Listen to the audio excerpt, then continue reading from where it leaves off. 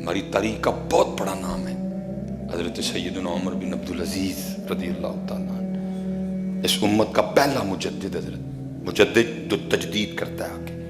جو دین کو زندہ کرتا ہے حضرت، اللہ نے اس کو وہ روحانی طاقت عطا کر رکھی ہوتی ہے۔ اس امت کے پہلے مجدد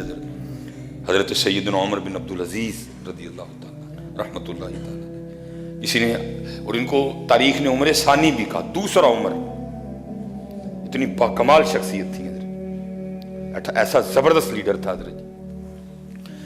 کسی نے پوچھا کہ حضرت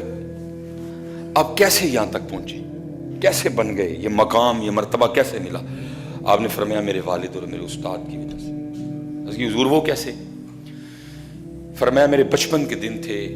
میں اپنے گھر میں نماز ظہر کی تیاری کر رہا تھا، میں نے وضو کر لیا، میں نے اپنے سر میں تیل ڈالا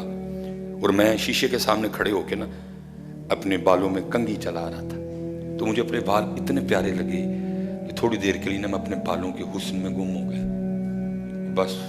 اسی وقت میں ظہر کی جماعت کا ٹائم نکل گیا۔ کہتے جب میں مسجد میں داخل ہوا تو میرے استاد حضرت صالح بن کیسان، آپ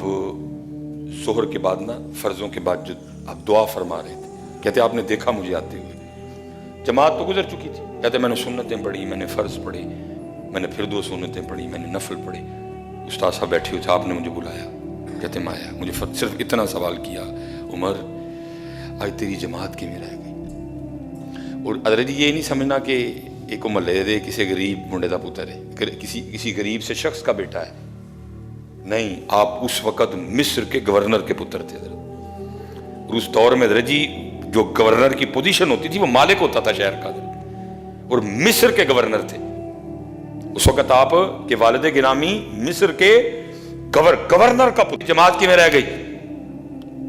اب آگے سرچ کرتے میں نے عرض کیا استاد جی سر سے تیل پایا، وہ میں شیشے کے سامنے کھڑے ہو کے وہ سر میں کنگھی کر رہا تھا، وہ بال اتنے پیارے لگے، میں بالوں کے حسن میں کھو گیا، جماعت رہ گئی۔ پھر میں جا، بس کاتب کو بلایا، آپ کے والد جو اس وقت مصر کے گورنر تھے حضرت عبدالعزیز رحمۃ اللہ تعالیٰ نے، ان کو خط لکھا، فرمایا اے عبدالعزیز، آج بالوں میں کنگھی چلانے کی وجہ سے تیرے بیٹے کی ظہر کی جماعت رہ گئی، سزا کا فیصلہ تم کرو گے کہ میں کروں؟ خط باپ تک گیا، باپ خوش ہوا، رویا بھی کہ یا اللہ میرے بیٹے کو ایسا اعلیٰ استاد عطا کیا تم نے، اس کو میرے بیٹے کی تربیت کے حوالے سے اتنی فکر بھی ہے کہ اس کی جماعت کیوں رہ گئی۔ آپ نے پہلے آپ کے استاد کا شکریہ ادا کیا جو واپس خط آیا، اس میں آپ نے پھر لکھا، آپ نے فرمایا جماعت رہ گئی بالوں میں کنگھی ہونے کی وجہ سے، تو پھر اس کی سزا یہ ہے کہ اس کی ٹینٹ کروا دو، نہ رہیں گے بال، نہ چلے گی سر پہ کنگھی اور نہ چھوٹے گی جماعت۔ حضرت آپ فرماتے اس والد اور استاد کی وجہ سے میں عمر سے عمر ثانی بن گیا، اس استاد اور اس والد کی وجہ سے میں یہاں سے وہاں سے یہاں تک آ گیا۔ ہمیں اپنا رول پلے کرنا، اور حضرت جی بالکل نہ چکو، اپنے بچیاں نوں بہ کے دسو پتر ایتھے ایتھے ساڈے کولوں اے غلطی ہوئی تاں ساڈا پاکستان پیچھے رہ گیا، پتر اوڈی اسی بنانی تھی، مرسڈیز اسی بنانی تھی، بس پتر ساڈے کولوں اے غلطیاں ہو گئی، منو یار اپنی اپنی غلطی، نہ ساریاں عمران خان تے نواز شریف تے پاؤ، نہ ساریاں زرداری تے پاؤ، منی انہوں اپنی اپنی، خدا دا واسطہ جی ہاتھ جوڑ کے اپنی اولاداں نوں دسو کہ ایتھے ایتھے ساڈے کولوں پترو اے بچیوں غلطیاں ہوئیاں، اسی ایتھے ایتھے اپنا رول پلے نہیں کیتا، تاں پاکستان پیچھے رہ گیا۔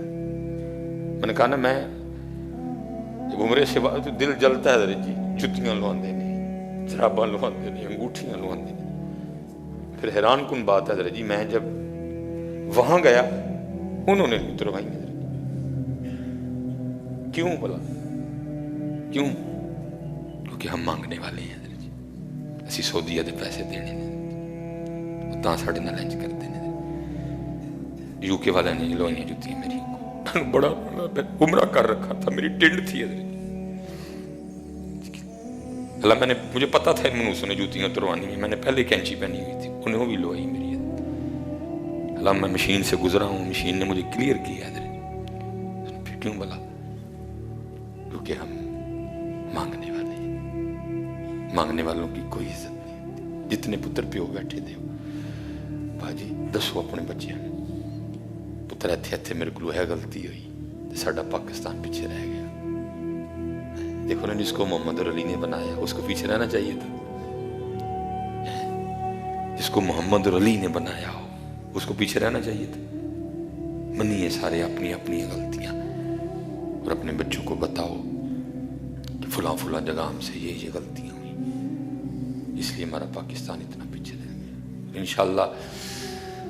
میں اتنے کہہ کے آیا ہوں یو کے میں انہوں نے کہہ کے میں نے کہا پتہ نہیں میں دیکھوں گا کہ نہیں دیکھوں گا. لیکن ظاہر ہے جیسے ادھر کیمرہ لگا ہے کیمرے ادھر بھی لگے تھے کلپ محفوظ ہو گئے ہیں یوٹیوب پہ چڑھ گئے ہیں فیس بک پہ چڑھ گئے ہیں. میں نے کہا تم دیکھو گے کلپ میں نے کہا تم جیسے آج لوگ فخر کرتے ہیں نا یو کے کینیڈا جانا آسٹریلیا جانا یو ایس اے جانا. میں نے کہا انشاءاللہ ایک وقت آنا ہے ایسے لوگوں نے میرے پاکستان آنے میں فخر کرنا ہے. میں نے پتہ نہیں دیکھنا نہیں دیکھنا انہوں کا ضرور آئے گا ضرور. اور میں کیونکہ اب ہو کے آیا ہوں یہ یاد رکھنا جو پردیش میں بیٹھے ہیں وہ بھی کوئی اتنے خوش نہیں بیٹھے.